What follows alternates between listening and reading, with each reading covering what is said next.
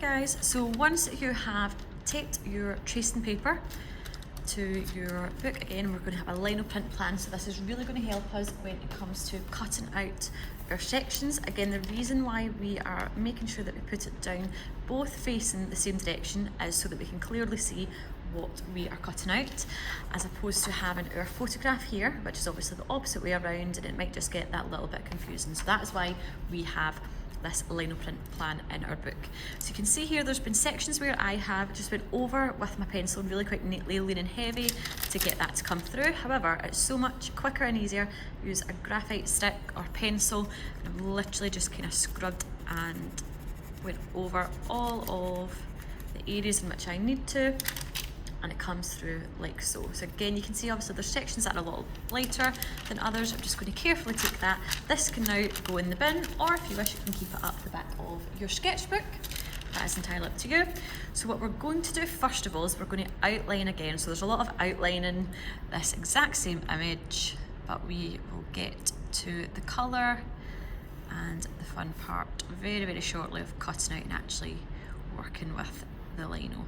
So as you can see, just with my B-roll pen, very carefully, and it's so important that you don't use this permanent marker because it will come through on the back side of your sketchbook. We're using a fine liner instead, again just a black one, and going over as careful as we can what we have just transferred through. Now, what I want you to think about is your colour choices. So obviously we can recall on the knowledge that we've learned from our previous portrait project with Francois Neely, where we really focused on colour and colour theory and the combinations of warm and cool, complementary colours. This is where you can really explore that knowledge and again build on that. So think about where and what colours you would like to use. So again, you're going to have 4, so you will have 1. So for example, we've got white, we've got a light grey, a mid-tone grey, and then a black. So again, you can really think about your colour placement.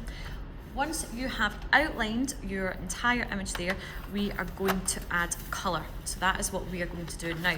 This is where it'll get a little bit tricky. So obviously you can see that we are kind of back to front here. However, straight away I know that this section here is white, as is this, so I would leave that just as it is. The next area I would go to would be my light grey. So for example, in this section here, all around here I know is going to be my light grey, and what I would recommend that you do is start with a relatively light colour. So I am going to go for a yellow. Again, the colours that we use in this print, we can, or the plan rather, we can use, and then you're going to create a whole batch of prints where you're mixing, matching and experimenting with lots of different colour. So initially, I am going to kind of block that in, so I know at this side of our nose, I am going to have my lightest colour. I'm then going to go and do that with every other kind of mid-tone section that I have. So I know here, I know at the opposite side of her cheek, and I can just keep going around and mapping out these sections. This is the area that I really want you to take your time in, because if you make a mistake in your plan, that is then going to feed and affect your lino print. So it's really important that you do take your time with this plan. So again, once you have finished outlining your pencil work here, you are going to start to think about and apply the colours in each of these sections.